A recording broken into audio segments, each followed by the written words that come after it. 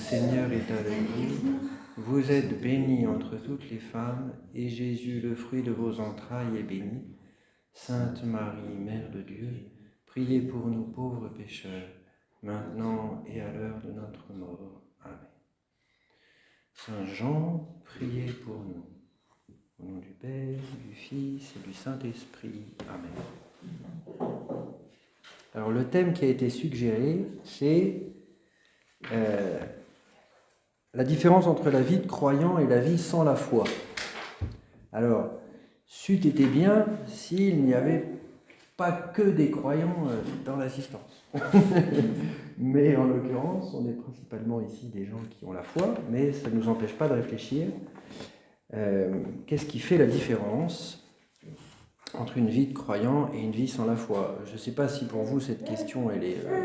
c'est pas moi qui l'ai choisi la question, mais je trouvais que c'était une bonne question. Parce que c'est pas si simple de répondre à cette question. Vous voyez,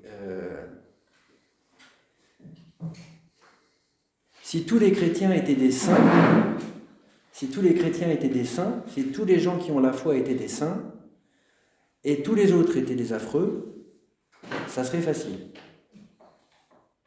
Mais l'expérience prouve que c'est pas comme ça que ça se passe. Alors, qu'est-ce qui fait la différence? Je vous propose de partir d'un texte de saint Paul, de l'Épître aux Éphésiens. C'est l'Épître aux Éphésiens, chapitre 2, verset 11. Donc c'est saint Paul qui s'adresse aux chrétiens d'Éphèse, et qui, avant d'être chrétien, forcément, ne l'étaient pas.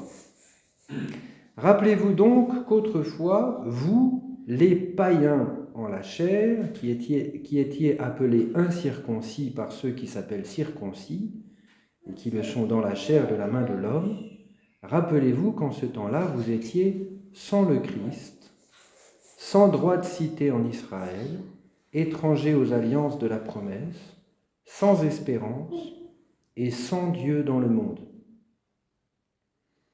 Mais voici qu'à présent, dans le Christ Jésus, vous qui jadis étiez loin, avez été rendus proches par le sang du Christ, car c'est lui qui est notre paix, lui qui des deux mondes en a fait un seul, renversant le mur qui les séparait, la haine, abolissant dans sa chair la loi avec ses décrets et ordonnances. Il a voulu ainsi, établissant la paix, créer en lui de ces deux hommes un seul homme nouveau, et par la croix, tuant en lui la haine, les réconcilier avec Dieu, tous deux en un seul corps. Et il est venu vous annoncer la paix à vous qui étiez loin, la paix aussi à ceux qui étaient proches, car c'est par lui que les uns et les autres nous avons accès auprès du Père en un seul esprit. Ainsi donc, vous n'êtes plus des étrangers ni des hôtes, mais vous êtes concitoyens des saints. Vous êtes de la maison de Dieu. Apôtres et prophètes sont les fondations sur lesquelles vous vous élevez, et la pierre d'angle, c'est le Christ Jésus lui-même. C'est en lui que tout l'édifice se lie et monte pour former un temple saint dans le Seigneur. C'est en lui que vous aussi, vous entrez dans la construction pour former une demeure de Dieu dans l'esprit. Alors, le contexte est particulier. Il s'adresse donc à des chrétiens, à Éphèse. Donc Éphèse, vous voyez où ça se trouve aujourd'hui, c'est la côte occidentale de la Turquie. C'était à l'époque une ville grecque, un grand centre de pèlerinage païen à la déesse Artémis, une grande ville. Et dans cette ville d'Éphèse, il y avait eu beaucoup de conversions, de gens qui étaient devenus chrétiens, qui avaient découvert Jésus, qui avaient découvert la foi, mais ces gens n'étaient pas d'origine juive, contrairement à toutes les premières communautés chrétiennes, qui étaient d'origine juive. Et donc, il leur dit, vous étiez des païens, vous étiez en fait étrangers à l'alliance, vous ne pouviez pas bénéficier des promesses que Dieu avait faites à Israël, parce que vous n'étiez pas membre du peuple d'Israël. Aujourd'hui, par la foi en Jésus, vous avez été agrégés. Maintenant, vous pouvez bénéficier de ces promesses. Il leur dit, vous étiez sans le Christ, sans droit de cité en Israël, étrangers aux alliances de la promesse, sans espérance et sans Dieu dans le monde. On pourrait dire ça, c'est l'état de celui qui n'a pas encore découvert Jésus, de celui qui n'a pas la foi. Qu'est-ce que ça veut dire être sans Dieu, sans le monde? Vous allez me dire, oui, mais Dieu, il est partout. Dieu, d'abord, il crée notre âme, donc on est tous dépendants de Dieu, même si on n'a pas la foi. C'est vrai. Mais on n'est pas, comme dit saint Paul, bénéficiaire de la promesse qu'on reçoit en Jésus. C'est quoi cette promesse? C'est la promesse de la vie éternelle. Un verset, si on doit connaître un verset de l'Évangile par cœur, c'est celui, à mon avis, c'est Jean chapitre 3, verset 16. Dieu a tant aimé le monde qu'il a donné son Fils unique, afin que quiconque croit en lui ne périsse pas, mais qu'il ait la vie éternelle. C'est le résumé de notre foi, en fait. En Jésus, on découvre l'amour de Dieu pour nous, qui nous a tant aimés que par le sacrifice de Jésus sur la croix, il nous sauve, c'est-à-dire qu'il nous sauve de nos péchés pour nous ouvrir la vie éternelle. Alors, la vie éternelle, ça donne une nouvelle perspective à notre vie maintenant. Et c'est ça qui fait une grosse différence pratique entre quelqu'un qui a la foi et quelqu'un qui ne l'a pas. Ou plutôt quelqu'un qui vit de sa foi ou quelqu'un qui n'en vit pas. Parce que, j'allais dire, quand on regarde quelqu'un, c'est difficile de dire est-ce qu'il a la foi, est-ce qu'il n'a pas la foi. J'en sais rien, je ne suis pas dans son cœur, vous voyez. Je ne suis pas dans son cœur. Il y a des gens qui sont un peu comme Pépone dans Don Camillo, vous voyez, qui tout haut, ils disent ouais, j'ai pas la foi, je ne crois pas en Dieu, et puis ils se baissent sous la table pour faire leur signe de croix. Comme Pépone dans Don Camillo. Donc on ne sait pas. Par contre, il y a des choses qu'on peut voir. On peut voir si quelqu'un cherche à vivre de sa foi ou pas. Et ça, c'est pour ça que saint Paul, très étonnamment, à mon avis, il fait la différence du côté de l'espérance. Avant, vous étiez sans espérance. Maintenant que vous êtes chrétien, vous avez une espérance. C'est important parce que beaucoup de ces différences, vous voyez, entre vivre avec la foi ou sans la foi, elles vont se faire, on va voir ça à la fin, on va terminer là-dessus, par rapport à l'expérience de choses négatives, par rapport à l'expérience du péché, à l'expérience du mal dans le monde. Quand on a la foi, on ne regarde pas les choses de la même manière. Pourquoi? Parce qu'on a une espérance. Et notre espérance, elle est en Jésus. Ça ne veut pas dire qu'on est d'un optimisme béat. Ça ne veut pas dire qu'on va dire « Oh, mais c'est bon, les choses iront mieux demain ». Non. Ça veut dire, même si les choses vont pire demain, moi, je n'ai pas peur parce que mon espérance, elle est en Dieu. Elle n'est pas en la météo. Alors, cette nouvelle fin qui nous est donnée, elle est différente de ce vers quoi on peut orienter notre vie humaine. Et en même temps, elle y répond. C'est-à-dire que quelqu'un qui n'a pas la foi et qui cherche à être heureux, déjà, il cherche le bonheur. C'est déjà pas mal. Il cherche à faire le bien, peut-être. Il cherche la vérité. Il cherche une certaine justice au niveau du bien commun. Il cherche à être honnête. Toutes ces choses-là, on peut en vivre humainement. On n'a pas besoin d'être chrétien techniquement pour en vivre. Mais on expérimente en même temps qu'elles sont difficiles à vivre. Et quand on reçoit le don de la foi, parce que la foi c'est un don de Dieu, ce n'est pas juste une décision personnelle, toutes ces choses bonnes qui font partie de notre nature humaine, elles trouvent une dimension nouvelle. C'est important de voir qu'elles ne sont pas supprimées. Vous voyez ? Il pourrait y avoir une tentation de se dire « Ah non, mais moi, maintenant, j'ai la foi. Donc la vérité, je ne la cherche plus, je l'ai trouvée. Le bonheur, j'ai plus besoin de le chercher. Tout est fait. J'ai plus besoin de chercher, quoi. J'ai plus de désir à avoir. » Non. Je ne suis pas encore au ciel. Vous voyez, la foi, c'est quand même un don que Dieu nous fait, une lumière que Dieu nous donne, alors qu'on est encore en chemin. En chemin vers quoi? Vers la vie éternelle, justement, vers la vision de Dieu. On va en parler après, hein. Comme d'habitude, notre temps d'enseignement sera suivi par un temps d'échange. Parce que là, je vous sors des trucs un peu rapidement. De quoi on parle quand on parle de la vie éternelle? C'est quoi la vie éternelle? Donc, ce qui est important, c'est de ne pas s'imaginer que cet aspect de recherche du bien, recherche du bonheur, recherche de vérité qui fait partie de la vie humaine, même de quelqu'un qui n'a pas la foi, quand on reçoit le don de la foi, ça, c'est pas supprimé. C'est important de bien le voir. Si on le supprime, c'est une hérésie qu'on appelle le fidéisme, qui s'imagine que la foi suffit à tout. Non, le don de Dieu, le don de la foi,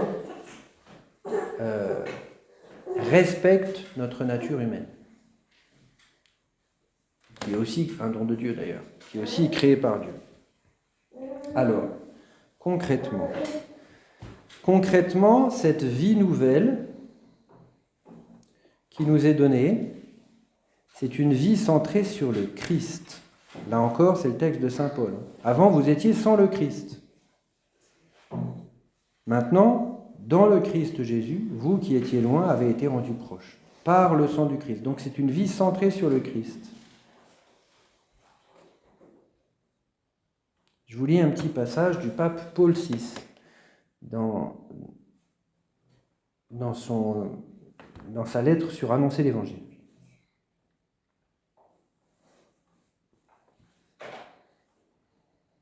L'évangélisation contiendra aussi toujours, base, centre et sommet à la fois de son dynamisme, une claire proclamation que, en Jésus-Christ, le Fils de Dieu fait homme, mort et ressuscité, le salut est offert à tout homme, comme don de grâce et miséricorde de Dieu. Et non pas un salut immanent à la mesure des besoins matériels ou même spirituels, s'épuisant dans le cadre de l'existence temporelle et s'identifiant totalement avec les désirs, les espoirs, les affaires et les combats temporels, mais un salut qui déborde toutes les limites pour s'accomplir dans une communion avec le seul absolu, celui de Dieu, salut transcendant, eschatologique, qui a certes son commencement en cette vie, mais qui s'accomplit dans l'éternité. Donc, Dieu va répondre à nos désirs bien au-delà de ces désirs humains. Et en Jésus, il satisfait toutes les attentes qui existent dans notre cœur, bien au-delà de tout ce qu'on peut imaginer. La vie nouvelle du croyant, elle est centrée sur Jésus. Pourquoi j'insiste là-dessus? Parce que facilement, on pourrait caricaturer un peu la vie chrétienne comme si c'était d'abord, il y a des choses à faire et il y a des choses à ne pas faire. Il y a un code. Il y a un code, donc tu respectes le code. Il y a des commandements, tu respectes les commandements. Fais ceci, fais pas cela. Et être chrétien, c'est ça.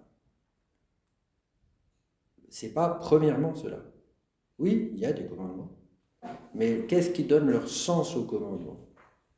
C'est de vivre de Jésus, la personne de Jésus, de découvrir en Jésus l'amour de Dieu pour nous, qui nous sauve.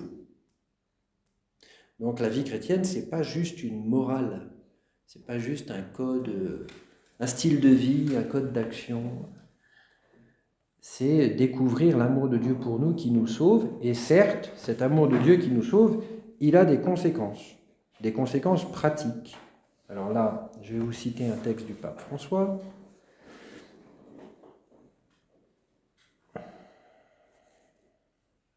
Si je le retrouve.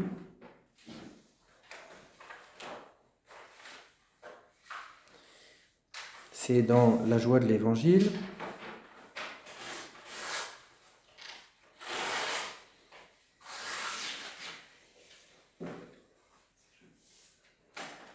Toutes les vérités révélées procèdent de la même source divine et sont crues avec la même foi.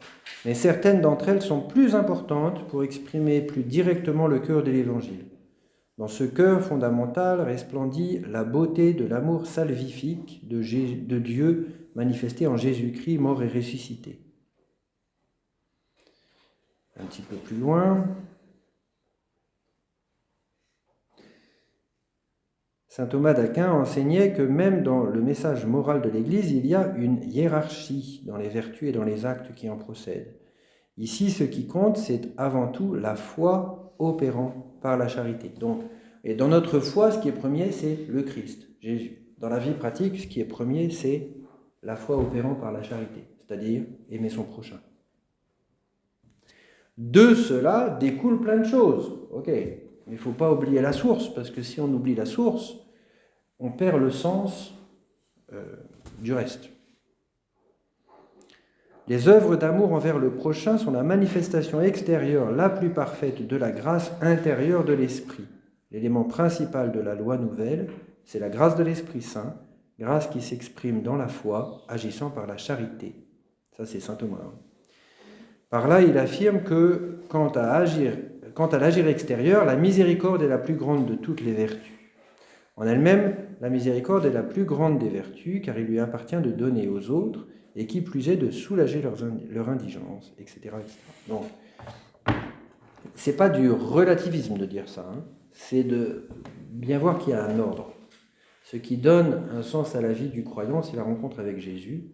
Ce qui dirige sa vie pratique, c'est le commandement que Jésus a donné. Je vous donne un commandement nouveau, aimez-vous les uns les autres comme je vous ai aimé. Tout le reste en découle. Et donc les commandements de Dieu et de l'Église sont à rattacher au Christ et à la charité, sinon ils perdent leur sens. Un peu plus loin.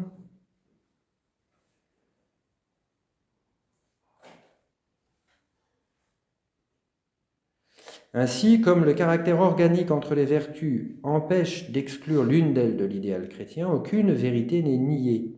Il ne faut pas mutiler l'intégralité du message de l'Évangile, faire des accommodations, des compromissions, avec des trucs qui ne sont pas vrais. En outre, chaque vérité se comprend mieux si on la met en relation avec la totalité harmonieuse du message chrétien. Et dans ce contexte, toutes les vérités ont leur importance et s'éclairent réciproquement, si on respecte cet ordre. Le problème, c'est que souvent, il y a eu des... Enfin, souvent, je ne sais pas, enfin, en tout cas, c'est arrivé, ça arrive encore, que la vie chrétienne est enseignée juste au niveau des commandements et de la morale, sans donner les moyens forcément d'une vraie rencontre avec Jésus. Et quand ça se passe comme ça donne un code sec, un truc un peu moralisant, et qui est perçu forcément comme un carcan de convention sociale. Et au bout d'un moment, les gens ils disent « ça ne m'intéresse pas ». Et quelque part, ils ont raison que ça ne les intéresse pas. Parce que si on enlève le cœur, c'est absolument pas intéressant. La vie chrétienne sans Jésus et sans la charité, il ne reste plus grand-chose d'intéressant. Alors, on parle de vie morale, de commandement, de charité. Saint Paul, pour revenir au texte qu'on a lu, lui, il disait quoi ?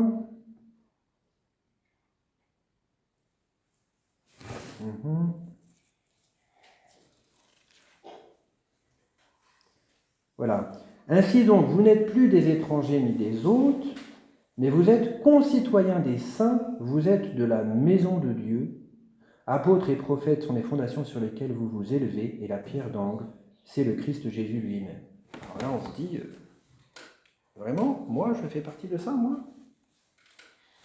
Concitoyens des saints ? Alors c'est ça le grand mystère. On dit ça dans le credo aussi. Je crois en l'Église, une, sainte, catholique et apostolique. Moi, quand je me regarde dans la glace, je ne me trouve pas très saint. Enfin, peut-être en chemin, mais c'est pas encore fini quand même. C'est pas encore fini. Alors qu'est-ce que ça veut dire cette vocation à la sainteté ? C'est ça un des grands paradoxes de la vie chrétienne. Le fait qu'on est vraiment appelé à la sainteté, on est vraiment appelé à vivre en amis de Dieu, on est vraiment appelé à nous aimer les uns les autres comme il nous a aimés, etc. Mais on n'y arrive pas toujours, quand même. Je me souviens de parler avec quelqu'un qui s'était éloigné de la foi parce qu'il avait été scandalisé par des chrétiens pratiquants qui pratiquaient la médisance à haute dose. Vous voyez ? Il me disait, mais tu vois, ils vont à la messe, et puis derrière, ils crachent sur leur prochain. Qu'est-ce que ça veut dire? C'est n'importe quoi. Alors, c'est normal d'être scandalisé par ça, parce qu'effectivement, c'est une profonde incohérence. Hein. Mais moi, je lui ai répondu, alors peut-être que vous trouverez ma réponse un peu exagérée, mais j'ai répondu, mais oui, mais imagine s'ils n'allaient pas à la messe, peut-être qu'ils seraient pires. C'est un peu facile de répondre ça. Ça ne nous dispense pas, nous qui cherchons à vivre de la foi, aussi bien imparfaitement, mais quand même, on essaye, d'essayer d'en vivre de manière cohérente. Et effectivement, en vivre de manière cohérente, ça demande, là c'est la première épître de Saint Jean, hein, chapitre 3, verset 21, je crois, qui dit tel est son commandement, c'est comme un résumé de pratique, vous voyez, tel est le commandement de Dieu, que nous croyons au nom de son Fils Jésus, et que nous nous aimions les uns les autres comme il nous l'a commandé. Être chrétien, c'est quoi? Croire en Jésus, nous aimer les uns les autres. Ça, on n'a pas assez toute notre vie pour en vivre de mieux en mieux. Et donc, c'est le mystère de la vie chrétienne que, à la fois, on est appelé à la sainteté et en même temps, on est des pauvres pécheurs. Jésus, il a dit, hein, je ne suis pas venu appeler les justes, mais les pécheurs. Et donc, c'est une chance pour nous, parce que nous en sommes, et en même temps, c'est l'occasion d'un grand écart permanent. À la fois, nous devons reconnaître humblement devant Dieu et devant nos frères que nous ne sommes pas parfaits, et en même temps, Jésus dit, soyez parfaits comme votre Père est parfait, soyez miséricordieux comme votre Père céleste est miséricordieux, pardonnez et vous serez pardonnés. Dans le Notre Père, à chaque fois qu'on dit le Notre Père, on dit « Pardonne-nous comme nous pardonnons aussi à ceux qui nous ont offensés ». Waouh, c'est tout un programme, quoi. C'est tout un programme. Mais c'est le grand écart de notre vie, ça, de la vie chrétienne. On est limité, on est des pauvres pécheurs, mais on ne se contente pas de notre petite médiocrité personnelle. On cherche vraiment à ouvrir notre cœur à la grâce de Dieu pour que notre vie, elle soit transformée par lui. On essaye de se laisser conformer au Christ par l'action de l'Esprit Saint. C'est l'Esprit Saint qui nous permet de devenir davantage conforme au Christ. C'est l'Esprit Saint qui nous permet de plus, de vivre selon les béatitudes. Bienheureux les pauvres en esprit, le royaume des cieux est à eux. Bienheureux les miséricordieux, il leur sera fait miséricorde. Qui est-ce qui est le pauvre? C'est Jésus. Qui est-ce qui est le miséricordieux? C'est Jésus. Mais avec l'aide de l'Esprit Saint, on devient de plus en plus pauvre en esprit, miséricordieux, pur de cœur, artisan de paix, les béatitudes. Mais voyez, cette place du péché, de nos faiblesses, elle n'est pas du tout accessoire, parce que dans notre vie quotidienne, elle est constamment là. On ne peut pas s'imaginer qu'on est parfait, qu'on est déjà arrivé. C'est là qu'il y a l'occasion d'un autre danger par rapport à la vie chrétienne, c'est de tomber dans une attitude culpabilisante. On a beaucoup reproché ça à une certaine forme de prédication qui n'est plus tellement à la mode aujourd'hui, c'était d'insister tellement sur le péché que ça poussait les gens au désespoir.